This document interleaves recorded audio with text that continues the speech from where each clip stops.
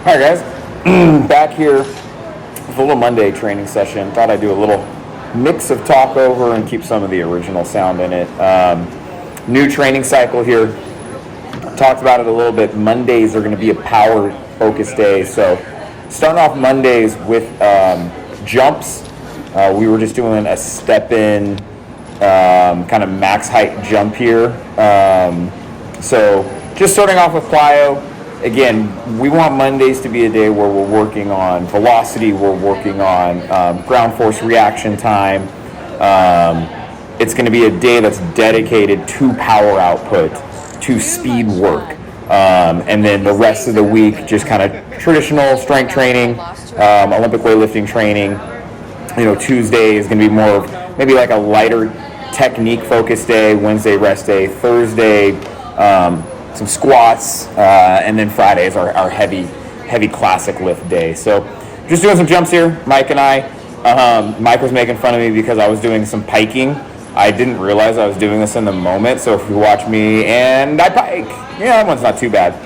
I was trying to land as straight-legged as possible, and to augment that, I started piking. Instead of just bending my knees a little bit, it was like a pike thing. It is true, the body will figure out any which way to get something done, but that's why we film. So next time we do these, I will try to make sure that I pike less, maybe just get a softer bend in my knees, not worry so much about it being so strictly straight leg. But one of the things, big focus here is just vertical drive, driving through the floor, just trying to get some height. After this, on this cycle, so after we get done with the jumps on Mondays on this cycle, we go right into put like 15, 18, 21. The time will go up each week. But put time on the clock, and we're going to build to a heavy but fast, so not a true maximal until the end of the cycle, either front or back squat.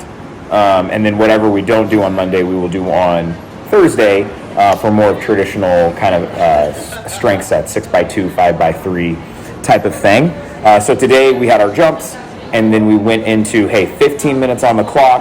Let's build up to something heavy but fast on a back squat. And again, just singles once you get into some like working weight with that. So, with that in mind, this is also something competitive. It's fun. Again, if you're training by yourself, you've got to figure out ways to stimulate this.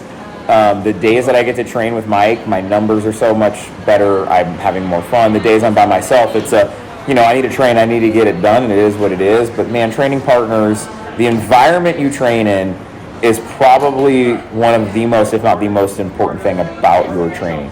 It will cause you to push more. Here, look at it. We're laughing, we're joking, we're competing. He's giving me shit. It's more fun, but it's also competitive. You'll see later on in our back squats, we do some AMRAP, one AMRAP set, and that gets competitive, and that pushes you to do more reps than maybe you would on your own, and that's what stimulates growth and getting you stronger. So training environment is huge. This finished us off. I think we were like, this is like almost 30 inches, but again, height didn't matter as much as just like the warm up there, getting the nervous system primed. And so now, starting the session out, squats. Obviously, we felt very springy at this point. We did a lot of jumping there, and we get to start off the set with squats. This is needless to say, but if you're trying to increase your squat strength, or like you're going to go for heavies, like heavy singles or heavy doubles, you should put them in the front part of your training. Whatever comes after heavy sets is going to be, so like a lot of people will put squats at the end of a training session. Now, depending on what you did, okay, but if like you did heavy snatches, heavy clean and jerks, and then you're supposed to do heavy squats, those squats are going to be sub-maximal. They're just not going to be as good as they could be. Now, if it's just traditional strength training and you're just building volume at moderate percentages, that's fine. But on a day like this, where it's, we want a heavy, fast single, that needs to come first. We need the nervous system primed. We don't need a whole bunch of fatigue in the nervous system yet. We want to be feeling good for this. So early on, we did some triples and, some more reps than just one. But once we started getting up into a moderate load, we started just going down to singles. So really, really focused on just standing fast. Because again, we're going to build to a heavy, but it was heavy but fast. Speed day. right? So that's why we end up doing singles too. We don't want any fatigue in the system on our working sets. It's just one fast, heavy single.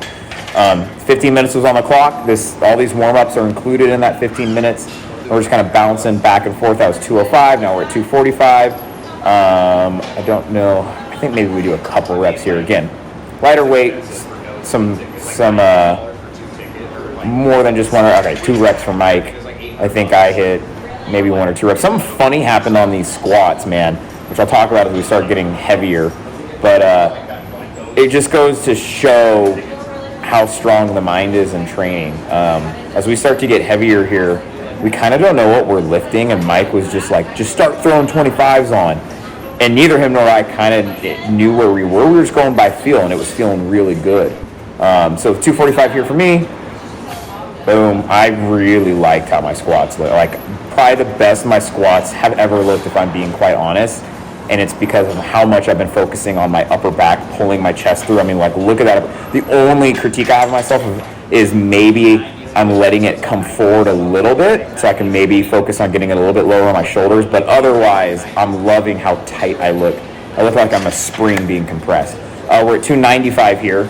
So we went 155, 205, 45, 95. Now we're doing singles. It's just like, okay, I think we have like still 10, I think we have like 7.5 to 10 minutes left on the clock. Boom. Great speed, right? Just loading that spring, back up. So that's 295. Talking about it. I think we go 315 here. Yep, 315. I see Mike here. I get in the way, but that was a great looking rep. Mike starts to actually look better as we start to get into the 300s. Just loosens up a little bit more. I think, him sitting at a desk and coming in training, he takes a little bit more to kind of warm up, where I'm coaching all day. I'm on my feet all day. So my body always feels warm. Sometimes my nervous system's a bit fried, but joint-wise, I'm more or less like, once I'm done with a warm-up, I feel good. So 315 here. We're both beltless at this point. I have my knee sleeves on. Mike doesn't wear knee sleeves because he's so cool, but me and him stayed beltless for like another 2 sets too. Again, if things are feeling good in your squat, again, another video I talked about a belt. Let's see, boom, just super compact, super fast, looking great. But I didn't feel like I needed a belt. I'm like, dude, these feel really strong. I feel fast. We went 315, and then we took the 10s off, put the 25s on, so we're at 345 here. Again, we still stay beltless. Again, this is where I start being like, I don't really know where we're at. I kind of get confused of where we're at because we had the 10s on. Now we took the 10s off, but then we put 25s on. I'm not used to just stacking 25. I don't know who really is. Used to just stacking 25s. But it ends up playing in our favor again, like I said, psychologically. Neither him nor I are thinking about the weight. I'm not walking up to this like, oh, this is 345. I'm just like, you feel good, focus on your cues, stand fast, baby, stand fast. Get set up, 1, 2, 3. I like to have only a 2-foot walkout, but big breath, big chest. Good. I think after this, we both belt up. I think we go to 365. Little dance. Again, training environment, having fun. What a concept. Yeah, 365. This is what I kind of thought I would build up to. I was like, if I hit 365, like my current 1 rep, I've hit 385 currently. My best ever is 415, but that was 2000, circa 2018, 2019. So I was like, if I build up to 365, that'll be a good day. Again, I didn't really know where we were at here. For whatever reason, just looking at it, I thought we were like at like 335 here. I don't know. Again, I got confused. Even though we did 315 and then another set before doing this set, I don't know. Somewhere in there, I was like, this is like 335, 355. I didn't really realize this was 365 right here. So I was like, okay, here we go. Boom. Again, first belted set. Better than 345. I mean, I'm belted on this one. So then we just go, Mike's like, screw it, put 25s on again. We're at 395 now. No clue. This is 10 pounds more than I've currently squatted in the past like 6 months as a training PR, as a training max. That's 10 pounds under Mike's, lifetime PR.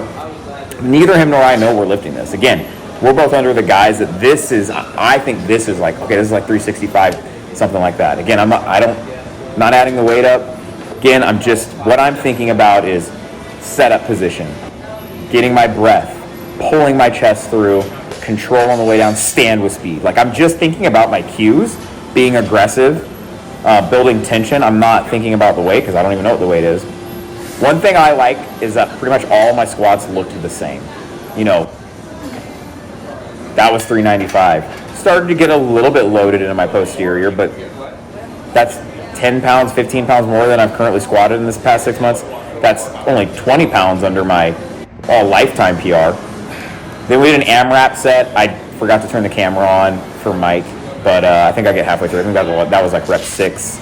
He gets 12 here. So we took 80% of the number we hit, and we had to do an AMRAP set. So we built the speed, we did speed work, heavy. Now we're gonna get one kind of hypertrophy set in, you could say, one just strength set. What's 80% of that number? 300 for us. Take that for a ride, okay? And ideally, you know, when you do your 1 rep max estimator, the reps you hit at least align with what you would have hit that day. So taking 300, 80%, I think, you know, as long as we hit like 6 to 8 reps, something like that, that came out to 395. We both end up way overshooting that, meaning we could have hit heavier that day on our 1 rep. Again, we didn't know. But 300 here. He hit 12, again, training partners, competitive. I knew, I was like, these feel good, you're going for at least 13. That looks butter, right? I'm not trying to toot my own horn. I just am really happy with how my squats looked. I've had times where squats look and feel great for me, and I've had times where squats look and feel like trash for me, and I'm just very happy with how they both look and felt. So, again, even as I get fatigued here, the more fatigued I get, what you'll see is I just take a little bit longer time in my getting set up, right? But I try to make every rep look the same.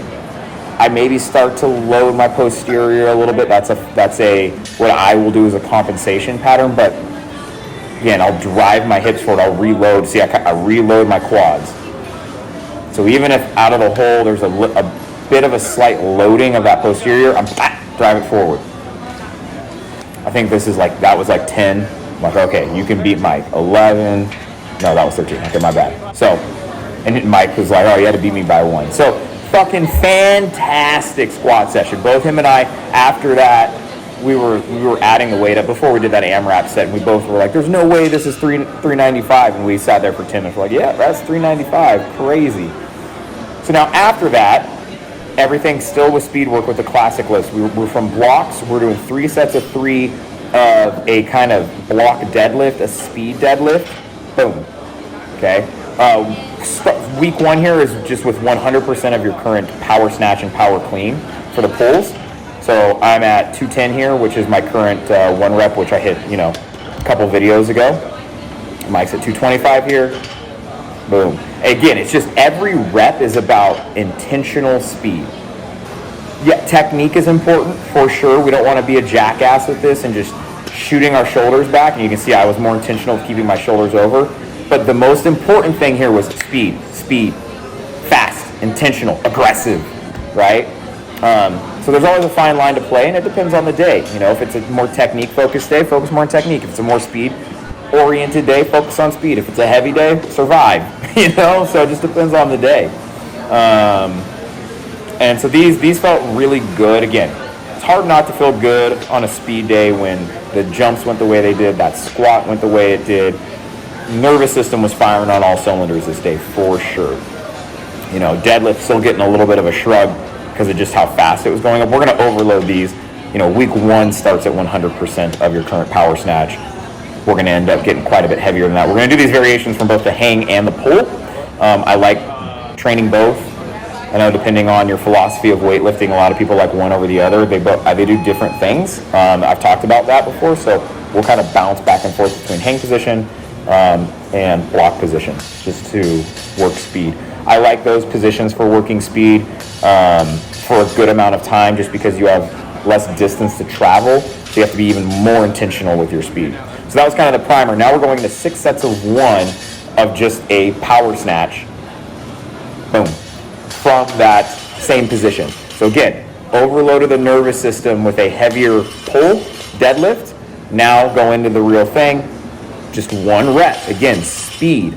Could you do maybe 2 or 3? For sure. If you're thinking about programming for yourself when it comes to speed, it doesn't have to be singles. That was fast, right? Again, some technical deficiencies here, maybe how I'm getting under it, maybe how fast I'm shooting my shoulders back, but again, the intent, speed, and so that's what I'm looking for here. And that bar is traveling so fast, and that's what we're looking for in a day like this. That will have carryover, right, to your full lifts, to your from the floor lifts, all that kind of stuff. Mike looks really good as well. Mike maybe a little bit more technically proficient. Me maybe a little bit more speed. Again, you can see the difference in athletes and like our strengths and weaknesses. That was a really nice rep. I'll maybe jump back on that one a little bit. We were using percentage-wise of our power snatches. I fucked Mike up on this one. I accidentally put a 2.5. You can see there on the end. He was only supposed to be doing 185. I don't know why I heard 190. Credit to him for making that lift. It's dangerous. Don't do that, guys. Don't do that. Listen to your training partners. But we were using, I think it was 75 to 80%, just in that range of our current 1 rep power snatch. And then when we get to the power cleans. And so I was around, I think I started at 160, this is 165, and I think I finish at 170 for a rep. I have a block position is very hard for me. I have very long arms. I talk about this all the time. It's not an excuse. It's why this is a good drill for me. I don't have a lot of pull from my knees to my hips. And you'll see this in the clean, even less in a clean because it's a high hang. Because of my arm length, I have very little distance to travel, meaning I don't have a lot of time to build acceleration, meaning it's more imperative for me to train building acceleration from that knee position, which is what this drill does. You can just look at Mike and I and watch the difference in how fast it will get to my hip versus his. He just has a little bit longer to get to his hip, meaning he just has a little bit longer to drive through the floor and get pulling power. Like you can just see it in the setup. It's just hanging out. He has a little bit longer to get the bar to his hip. Not a lot. It's very small, minute, but that matters. And he's got one more set here. So 6 sets of 1. Okay. Those went really well. Everything was fast, and that was the intent of a training day. Now we go to clean variation. Going to go back to the deadlifts, the speed deadlifts, 100%. I don't really know what my current 1 rep max power clean is. I hit like 255 last week, but that was in a very fatigued state after PRing my clean the day before. I've hit 290 again back when I was peak Sean weightlifter. So I kind of just shot them and I was like, 265. Again, it's week 1. We're going to overload this anyways. Felt like I maybe could have gone a bit heavier, but that's totally okay. Better to err week 1 on the side of a little bit lighter. And again, you can see how I aggressively bring my hips through. But again, notice how fast I get into a lockout position because of how long my arms are. Versus Mike.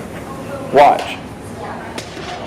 And the bar just travels a lot longer for him. You just watch the plate height for Mike versus watch the plate height for me. Yeah, not nearly as high, right? It is what it is. We got to work with what we got. I will say, though, that's probably one of the reasons why I've trained speed from the knee to the hip so much is because of how much I need to have that. Just with the length of especially in the clean, with the length of my arms. Here we go. Another reason to have training buddies. Fix your blocks. We don't have blocks at Upreach, my gym, because I won't invest in them currently. I can spend the business money in a lot better areas than blocks. Blocks they take up a lot of room, and we're not a weightlifting specific gym. And that money can go to upgrading current equipment, buying more plates because they always break from CrossFit classes, freaking another assault bike, just things for the 170 plus members that we have that they can use as opposed to just blocks. And this works using these are 35-pound plates. 35-pound plates barely get used. So same thing here on the power cleans from the blocks. 6x1 again, focus is speed. how fast can you get under this bar? How fast can you pull this bar? What kind of aggression and assertiveness can you drive through the ground to make that happen? Really love the setup. That was fast. Again, I felt really good this day. My nervous system was very recovered, and I think you can see that in the speed in which I was able to lift. Yeah, boom, 215. See Mike here. Yeah, Mike looking really good. Mike was just staying with my weight, even though he obviously cleans more than I do by a decent amount. Me and him were working on his hand position. Back when we were doing clean and jerks on Friday, his hands were getting a little bit wider. Also, just making sure that he was really extending. He was under pulling or just pulling just enough on Friday.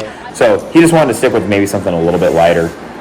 And then this is my last rep. Boom, 225. Finished off strong. So really, really good power day. And we finished on this note, but a really good power day. I think it's really good to have days where you're just focused on speed, aggression, and getting after it. You're going to have those grindy, heavy days anyway. So a good training session.